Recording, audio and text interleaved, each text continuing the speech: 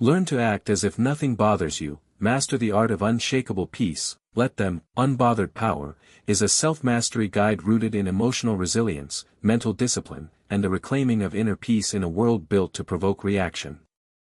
At its core, the book is not about becoming cold or indifferent but rather about cultivating a presence so rooted in self-awareness and grounded confidence that external chaos no longer derails the internal calm.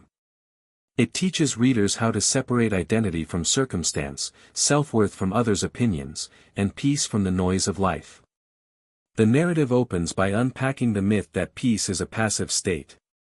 The author argues that real peace, the kind that remains intact during conflict, rejection, or insult, is an active, cultivated discipline. It's something you train for, like strength or focus. Instead of chasing validation or trying to control what others say or do, the book teaches the reader to shift the focus inward. To stop managing the world, and start mastering themselves. That shift is where unbothered power is born. The author introduces the "let them" philosophy early in the book. Let them misunderstand you. Let them leave. Let them talk. This mantra becomes the spine of the book's message, a reminder that reaction is not mandatory and that allowing others to be exactly who they are without emotional entanglement is the ultimate form of self-liberation. Instead of expending energy trying to fix, convince, or retaliate, the book encourages releasing attachment and choosing detachment not as avoidance, but as self-respect. Each chapter walks the reader through specific emotional triggers: rejection, criticism, comparison, betrayal, loneliness. The author shares stories, both personal and observational, that reveal how common it is for people to hand over their emotional state to others. Through these stories, the book gently confronts how much control we unknowingly give away. To a rude comment, a social snub, a delayed text message. But instead of scolding the reader, it invites them to take their power back, through neutrality, not dominance. A powerful section of the book explores the concept of ego. The ego, the author says, is always trying to protect itself, to prove, defend, win. When we are easily bothered, it's usually because the ego has been touched. The book guides the reader through identifying when their ego is running the show and how to gently redirect the focus back to inner alignment. You don't need to win the argument, prove the point, or post the comeback. Peace is the win. Detachment is the power move. The writing style is conversational but deliberate, like a wise older sibling who has seen some things and has no interest in theatrics. There's no fluff here.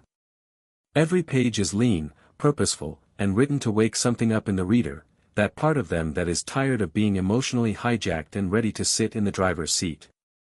The book is less about New Age positivity and more about practical mental toughness, without becoming cold or closed off. Another important element is the reframing of self-perception. Instead of building confidence on accomplishments or appearance, the author encourages anchoring in presence, in simply being. This presence, when practiced, becomes unshakable. You become less concerned with how others perceive you and more invested in how you experience yourself.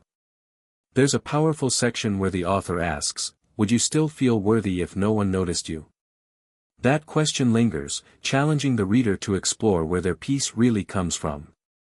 The book also teaches how to say less and observe more. It explores how silence, not silence as submission, but as mastery, can be a protective, clarifying, and commanding tool. You don't have to explain yourself constantly. You don't have to respond to every jab or opinion. You get to choose where your energy goes. And when you stop leaking it through reaction, your power compounds. An especially memorable part of the book introduces the metaphor of being the mountain. Storms come, winds howl, but the mountain stays. That is the emotional posture the book promotes, a kind of sacred stillness that comes from knowing who you are. This isn't a performance. It's not pretending to be cool or indifferent. It's knowing that you don't need to participate in every drama or correct every wrong to be at peace with yourself. The book also holds space for emotional intelligence. It doesn't teach suppression, it teaches containment and transformation. Anger, sadness, jealousy, they're all valid, but they don't have to steer your ship.